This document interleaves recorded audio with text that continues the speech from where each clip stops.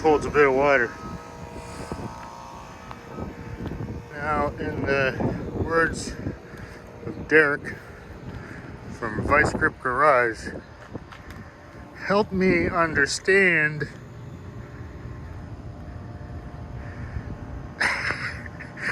that's a little after my own heart here. This is something.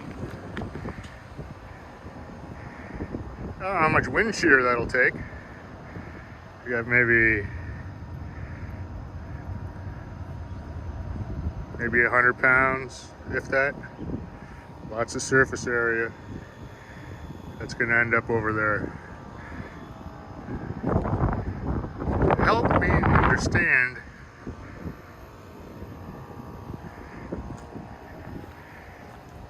I thought I was the king of hacking, but man, that's next level.